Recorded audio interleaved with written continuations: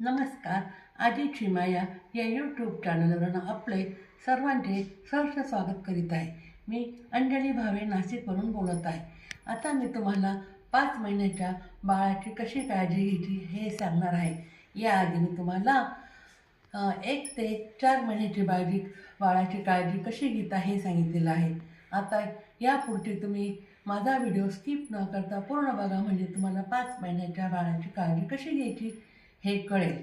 ह्या महिन्यात बाळाला 5व्या महिन्यामध्ये बऱ्यापैकी चांगली ताकद येते. ते छानपैकी पालथं पडतं, डाव्या साईडला उजव्या साईडला त्याचं पडतं ते.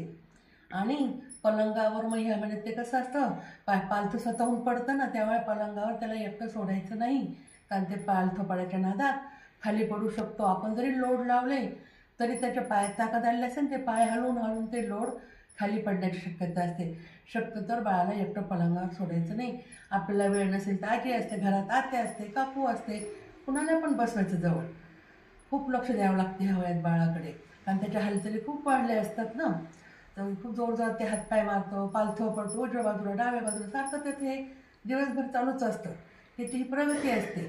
नंतर त्याला एखादी आपण वस्तू रंगबेरंगी दिली ना, त्याला अशी घट्ट पकडतो त्या हातात, सोडत नाही. बघा तुम्ही ट्राय करून त्याच्या हातातली वस्तू घ्यायची प्रयत्न करता, तो सोडत नाही, कारण त्याच्या मनगटात चांगल्यापैकी ताकद आलेली असते.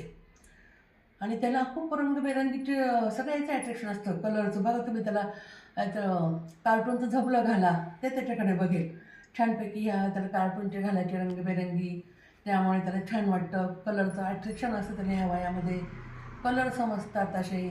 त्याला कोणी आलेलं आपल्या घरी नवीन माणूस असलं ते कळतं, नवीन आपलं कोण आहे ते सगळं त्याला ह्या वेळेत पूर्ण ज्ञान आलेलं असतं. त्यामुळे त्याला ह्या गोष्टीकडे लक्ष द्यायचं. छानपैकी त्याला टेडी बिअर आणायचे, मोठं आणायचं टेडी, त्या हातात असं पकडतो, म्हणजे ते आपण असं वरती केलं ते उंच असं उसळी मारतं. त्याप्रमाणे ते उसळी मारत बरोबर पटकन पकडतं ते झालं. आणि आता त्याचं झोपण्याच्या वेळेस त्याला कानाची टोपी घालायची, कारण काय असतं, बारीक डास असतात, बारीक किडे असतात. फॅन चालू असल्यामुळे ते हवेत उडू शकतात आणि ते कानात जातात.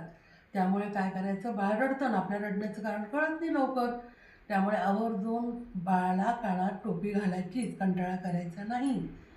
आणि जे आपण बाहेर ब्लँकेट्स वगैरे मिळतात की नाही, किती छान रंगीबेरंगी असतात, कार्टूनचे असतात, आपल्याला ते घ्यावेसेच वाटतात, पण ते पॉलिस्टरचे असतात, त्यात प्लॅस्टिक असतं.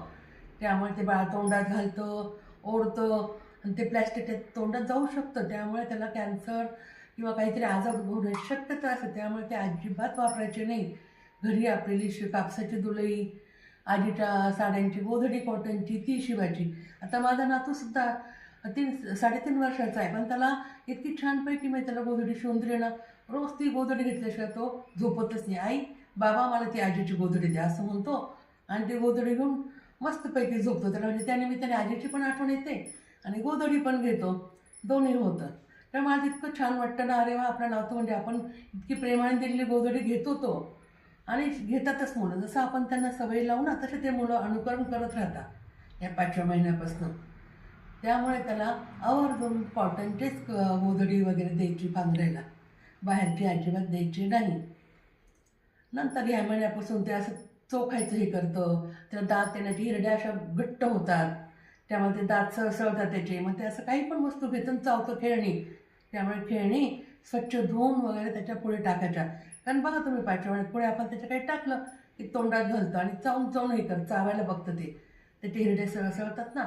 त्यामुळे खेळण्या अस्वच्छ द्यायच्या नाही, स्वच्छ धुवून द्यायच्या, त्याच्या पुढे टाकायच्या, प्रत्येक वेळी धुवायच्या त्या, कारण हे बाळ दातामुळे ते तोंडात घालतंच ते. आजचा व्हिडिओ कसा वाटला हे मला लाईक करून, शेअर करून, कमेंट्स करून कृपया सांगा. धन्यवाद.